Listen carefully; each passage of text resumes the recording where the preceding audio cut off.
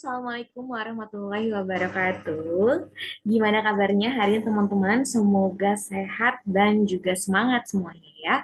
Hari ini saya akan membahas terkait dengan bagaimana sih caranya membuat bab tinjauan pustaka atau kalau dalam skripsi makalah tugas kalian adanya di bab 2. Apa aja yang perlu kita tuliskan di bab 2 dan bagaimana menuliskan yang baik dan benar. Baik, dalam bab 2 atau tinjauan pustaka ada beberapa hal yang perlu kita perhatikan saat kita menulis tulisan ilmiah. Nah, seperti yang Anda ketahui ya, bahwa di bab 2 ini merupakan salah satu bagian dari artikel ilmiah. Kalau kita tahu ada judul, latar belakang, tinjauan pustaka gitu ya, landasan teori, hipotesis, cara penelitian, jadwal penelitian, hingga daftar pustaka dan lampiran. Nah, biasanya ini adalah komponen umum yang ada dalam artikel ilmiah. Next. Dalam bab 2 atau tinjauan pustaka, baik itu dari jurnal ataupun skripsi gitu ya, biasanya bab teori ini diisi oleh beberapa part. Yang pertama ada tinjauan pustaka. Atau kita juga bisa menambahkan di dalamnya ada penelitian-penelitian pendahuluan. Lalu bedanya apa Bu gitu ya? Jadi kalau tinjauan pustaka kita hanya berusaha untuk mengutip, mensitasi gitu ya. Misalnya di tulisan saya menggunakan teori agenda building information subsidize. Maka saya ceritakan tuh dalam tinjauan pustaka. Agenda building information subsidize merupakan teori yang pertama kali dibuat oleh Mr. X gitu ya. Kemudian dia dikembangkan pada tahun sekian. Nah, itu Anda sitasi, Anda parafrase dalam tinjauan pustaka. Nah, pada bagian penelitian pendahuluan, bedanya adalah Anda mereview jurnal-jurnal yang sudah pernah meneliti menggunakan teori tersebut. Nah, dalam penelitian pendahuluan ini misalnya Anda berdasarkan penelitian Farika Rahmawati ya, berarti kalau Anda kutip Rahmawati 2022. Berdasarkan penelitian Rahmawati 2022, agenda building information subsidize adalah bla bla bla. Jadi seperti itu. Bedanya antara tinjauan pustaka dengan penelitian pendahuluan. Nah, yang bagian ketiga, deskripsi, biasanya Anda akan diminta untuk membuat kerangka berpikir. Nah, kerangka berpikir ini adalah Anda berusaha menjawab masalah dengan Anda berteori. Jadi misalnya Anda sampaikan dulu ya latar belakang mengapa Anda menuliskan judul tersebut. Lalu Anda lanjutkan dengan selanjutnya gitu ya, menurut teori ini, berdasarkan penelitian ini, maka dapat disimpulkan jawaban dari tulisan ilmiah ini atau jurnal ini kira-kira seperti apa. Jadi sebelum Anda meneliti secara real nih, belum ketemu informannya, belum ketemu respondennya, sebenarnya Anda sudah punya jawaban sementara gitu ya dalam kerangka berpikir. Saya kasih contoh gitu ya, misalnya saya punya tulisan gitu ya, manajemen isu pemerintah. Saya ingin tahu nih gimana caranya pemerintah melakukan manajemen isu gitu ya. Kira-kira public relation-nya menggunakan strategi apa? Nah, maka dari itu di latar belakang kan sudah saya tuliskan nih di pendahuluan bahwa manajemen isu itu sangat penting sebelum terjadi krisis misalnya. Oleh karena itu, public relation perlu memahami gitu ya cara-cara penanganan strategi responsif dalam manajemen isu. Nah, pertanyaan penelitiannya atau rumusan masalahnya adalah bagaimana sih strategi manajemen isu yang dibuat oleh pemerintah dalam hal ini adalah Kominfo dan kantor staf presiden. Nah, kerangka berpikirnya berjalan dari arah sana ya, dari latar belakang kenapa kita perlu manajemen isu, kemudian kenapa sih manajemen isu itu penting, dan sebenarnya yang mau kita tahu gitu ya, jawaban pertanyaannya adalah apa strategi yang digunakan oleh pemerintah Indonesia gitu ya, Public Relation Indonesia dalam hal ini Kementerian Komunikasi dan Informasi dan juga kantor staf presiden.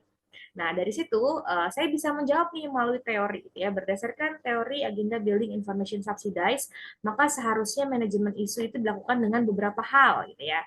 Nah, itu saya jawab dalam kerangka berpikir berdasarkan tinjauan pustaka dan juga penelitian pendahuluan. Lanjut.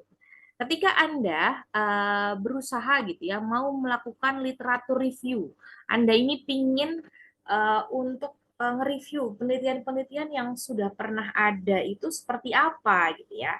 Saya sarankan Anda untuk mulai gitu ya, mendownload jurnal yang relevan dengan topik penelitian Anda.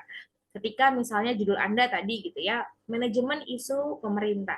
Nah, Anda bisa mencari jurnal-jurnal yang memang berkaitan baik itu dari segi teori, dari segi metode, dari segi LBM atau dari segi isu. Kalau itu berkaitan silakan di-download gitu ya.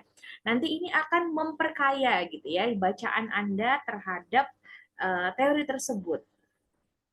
Nah, Anda bisa mengutip menggunakan FPA gitu ya. Anda sudah mempelajari Mendeley, Anda mungkin menggunakan EndNote, Zotero ataupun software lainnya. Silahkan Anda mulai membaca ya. Bu, tapi saya sangat kesulitan gitu ya membaca jurnal-jurnal internasional. It's okay gitu ya. Kalian bisa mulai dengan membaca jurnal-jurnal nasional gitu ya. Nah, setelah udah mulai paham nih, oke, nggak usah harus dibaca semuanya, nggak perlu dibuat stres. Anda bisa baca misalnya bagian-bagian pentingnya aja, scanning gitu ya, bacanya scanning, misalnya di abstraknya. Oh, ini sesuai nih dengan penelitian saya. Di abstrak itu biasanya sudah sangat tampak. Di situ akan tampak misalnya dia pakai metode apa, kemudian dia pakai teori apa, dan hasil penelitiannya apa. Jadi ada tujuan, metode, dan hasil. Nah, kalau ini berkaitan dengan judul Anda, misalnya, oke, saya mau tahu nih, gimana strategi manajemen isu. Oh, ternyata dia pakai teori yang sama. Oke, Anda bisa review jurnal. Tapi kalau Bu, dari abstraknya aja nih ternyata nggak relevan gitu ya, nggak nyambung. It's okay, you can skip gitu ya. Kamu bisa skip jurnal itu lalu cari jurnal lainnya. Nah, saran saya gitu ya, ketika mulai melakukan review jurnal, carilah jurnal dari tempat yang memudahkan Anda gitu ya. Misalnya paling mudah yang paling umum dicari mahasiswa adalah menggunakan Google Scholar gitu ya. Nah, ini Anda bisa ketik keywordnya. Jadi mudah mencarinya. Anda bisa misalnya ketik manajemen isu pemerintah karena kajian saya adalah kajian public relation gitu ya. Nah, sudah ketemu nih Bu, ada banyak sekali nih 1 sampai 10 di page pertama Google. Silahkan pilih yang paling mirip gitu ya dengan penelitian Anda. Bu, tapi sudah pernah dibahas, sudah pernah ada yang sama persis dengan judul saya, jangan diambil gitu ya. Anda bisa nanti modifikasi sedikit dari judul Anda. Misalnya sama teorinya tapi beda metodenya atau sama teorinya tetapi beda objeknya. Jadi harus ada perbedaan dalam penelitian tersebut. Yang baik gitu ya, Anda dapat melakukan review jurnal dalam kurun waktu 5 tahun terakhir. Nah, kalau Anda menggunakan pencarian jurnal menggunakan Sinta atau Litgen atau Science Direct, ProQuest gitu ya, beberapa jurnal-jurnal website jurnal yang bisa Anda pelajari gitu ya, Anda bisa filter tuh di situ. Atau Anda mungkin mau menggunakan publish or perish gitu ya. Di situ Anda bisa filter misalnya jurnal dalam 5 tahun terakhir. Tujuannya apa? Tujuannya adalah Anda mengetahui uh, kerangka teori terbaru, gitu ya. Sebelum Anda menulis, maka yang paling mudah Anda lakukan adalah banyak membaca. Di sana Anda akan punya hasanah gitu ya, mau nulis apa nih soal bab 2 gitu ya. Kalau kata mahasiswa gitu ya, bab 2 ini adalah bab yang paling mudah daripada bab-bab yang lainnya. Kenapa? Karena Anda tidak harus benar-benar berpikir gitu ya, kalau mungkin di LBM Anda harus mikir kenapa penelitian ini penting, kenapa ini harus dilakukan. Tapi di bab teori Anda hanya perlu melakukan sitasi terhadap teori yang sesuai gitu ya. Jadi lebih banyak amati, tiru, modifikasi gitu ya. Jadi ambil beberapa part yang penting dari jurnal tersebut, lalu Anda copy tapi dengan sitasi gitu ya. Anda parafrase gitu ya. Nah, saran saya Anda mencari jurnal 5 jurnal nasional dan 5 jurnal internasional. Ini khusus gitu ya untuk level skripsi atau S1 saya rasa sudah cukup. Nanti mungkin di level S2 Anda mungkin butuh lebih banyak, 20-30 jurnal, dan akan meningkat di level disertasi yang mungkin akan 30 jurnal ke atas. Gitu ya. Ini hanya fokus ke kajian keilmuan Anda. Oke. Nah, Untuk diketahui gitu ya bahwa dalam penelitian sebenarnya kita harus memahami dulu teori itu ada banyak sekali jenisnya gitu ya, dan saya akan informasikan sedikit saja bahwa teori itu dibagi oleh para ilmuwan gitu ya dalam beberapa part. Di antaranya ada meta teori, grand teori, middle teori, dan mikro teori. Bu, ini maksudnya apa? Ya, jadi teori ini ada yang memang dia itu diuji dengan sangat luar biasa gitu ya, tingkat kesalahannya sedikit, dan biasanya grand teori ini adalah teori yang dijagokan atau teori yang dia itu sifatnya sangat umum gitu ya, bahkan bisa dipakai oleh beberapa disiplin ilmu. Contoh misalnya ilmu komunikasi, jika Anda belajar sejarahnya gitu ya, lahir dari ilmu psikologi dan juga ilmu antropologi. Nah, maka grand teori kajian ilmu komunikasi misalnya, maka grand teorinya ini bisa berasal dari kajian keilmuan lain, misalnya dari teori-teori psikologi, sosiologi, antropologi seperti itu. Nah, di middle range teori ini ada teorinya jauh lebih spesifik gitu ya. Jadi teori ini untuk menjelaskan hubungan antar proposisi dengan proposisi. Jadi kalau grand teori itu tadi sesuatu yang rumpunnya sangat besar gitu ya. Teori yang dijagokan yang kesalahannya ya cukup minim gitu ya. Nah, middle range teori udah mulai spesifik nih. Nah, applied teori adalah teori yang tadi mikro, sudah sangat sesuai dengan judul Anda. Jadi Anda bisa tahu nih kajiannya, misalnya kalau di ilmu komunikasi, kita bisa bagi gitu ya. Ada teori-teori misalnya mana teori yang kajiannya marketing atau marketing communication. Ada teori yang kedua misalnya lebih dekat dengan rumpun ilmu kajian humas atau public relation. Dan yang ketiga, teori ini lebih dekat dengan kajian jurnalistik atau media massa gitu ya, broadcasting. Nah, Anda bisa mulai menelaah nih, oke dari judul saya Bu, rasa-rasanya gitu ya, grand teorinya nih ada di sini, apply teorinya ada di sini. Nah, saya mau kasih contoh gitu ya, apa sih maksudnya? Nah, di belakang saya sudah ada, oke ini sudah ada nih ya. Jadi di grand teorinya misalnya ada teori psikologi humanistik dari Adler gitu ya. Nah, di middle range teorinya misalnya Anda bisa gitu ya gunakan dari hierarki kebutuhan Abraham Maslow gitu ya. Nah, di apply teorinya ada teori uses and gratification. Ini adalah salah satu teori yang cukup populer gitu ya di ilmu komunikasi. Bagaimana asumsinya adalah di teori uses and gratification ini kita gitu ya sebagai manusia gitu ya, kita bisa memilih nih kita mau menonton apa. Ini biasanya ada di kajian media atau jurnalistik. Nah, berangkat tadi dari grand teori, middle range teori, applied teori, nanti ada mikro teorinya. Nah, di sini teman-teman bisa lihat ada dalam uses and gratification ada pecahannya lagi nanti misalnya dari need, uses and gratification. Nah, ini biasanya yang Anda gunakan kalau dalam penelitian kuantitatif sebagai variabel gitu ya. Nah, kalau penelitiannya kualitatif gimana Bu? Yang apa-apa, teori ini nanti akan Anda turunkan atau Anda tanyakan dalam bentuk pertanyaan wawancara. Oke, sampai sini semoga Anda mulai memahami bahwa oke, sebelum memetakan teori kita harus banyak baca dulu nih. Biasanya dengan judul ini mereka pakai teori apa? Lalu grand teorinya apa? Lalu apply teorinya atau mikro teorinya apa? Nah, dari situ Anda akan semakin terarah nih dalam tulisan Anda. Nah, ini tadi perbedaannya. Kenapa sih kita harus paham mana yang grand, mana yang middle?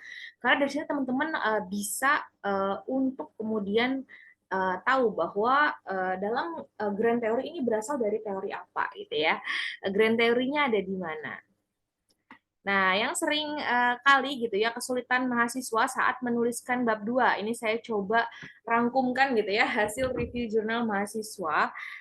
Jadi misalnya Anda ketika mereview bukan sekedar Anda misalnya menuliskan judul, tapi Anda juga perlu gitu ya misalnya mengaitkan dengan kajian keilmuan Anda. Jadi seringkali ada mahasiswa yang menemukan jurnal misalnya jurnal manajemen gitu ya. Nah, di sana kan juga membahas misalnya terkait dengan citra dan reputasi. mirip-mirip dengan kajian ilmu komunikasi. Saran saya supaya Anda nggak bingung dan kepecah dengan banyak multidisiplin ilmu, lebih baik Anda gunakan jurnal ilmu komunikasi langsung. Jadi ketika cari di Google Scholar, di Publish or Perish, atau jurnal-jurnal lain, halal saja Anda cari dimanapun gitu ya. Di situ Anda lihat jurnal ilmu komunikasi, baru Anda kutip gitu ya, supaya Anda nggak terlempar terlalu jauh. Nah, di sini misalnya, jadi Anda baiknya menjelaskan terlebih dahulu, misalnya penelitian terkait dengan topik manajemen isu, misalnya sudah pernah dibahas oleh penelitian apa. Jadi jelasin dulu, lalu hasil penelitian mereka apa. Perbedaannya apa dengan penelitian Anda? Nah, jadi tujuan dari kenapa sih kita harus literatur review ya, supaya nggak ada penelitian yang benar-benar sama. Kalaupun ada, tapi mungkin ada rekomendasi penelitiannya yang bisa Anda temukan gitu ya.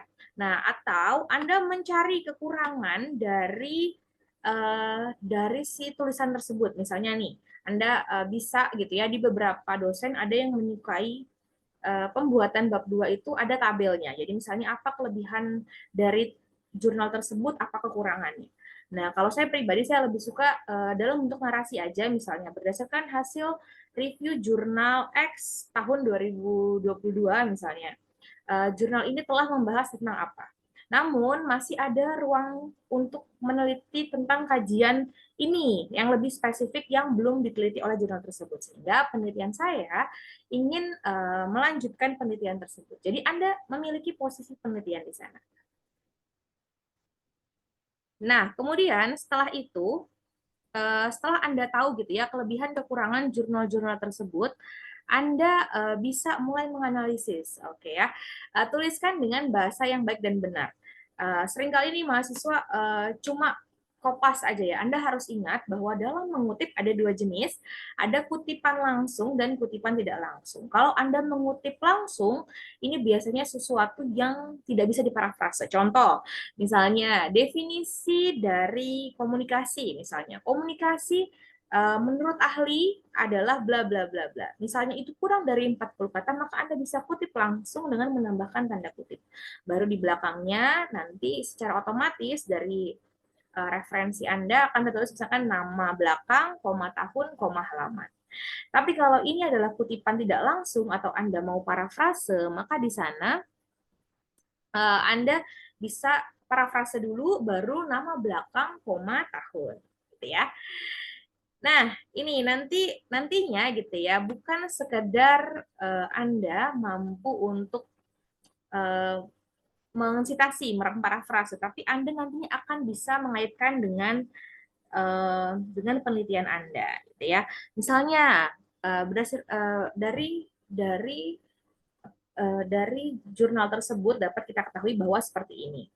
Sementara gitu ya, tulisan saya ini lebih mengarah kemana. Jadi Anda bisa mengapresiasi keterkaitannya, gitu ya. Nah, ini nih yang sering kali nih, Anda hanya misalnya mereview penelitian pendahuluan menggunakan tabel gitu ya.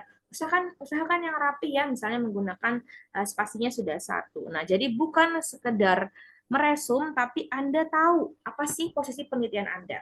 Apakah penelitian Anda, judul Anda ini baru pertama kali buat, dan belum pernah ada penelitian sebelumnya, atau sudah pernah ada tapi berbeda dari segi apa gitu ya.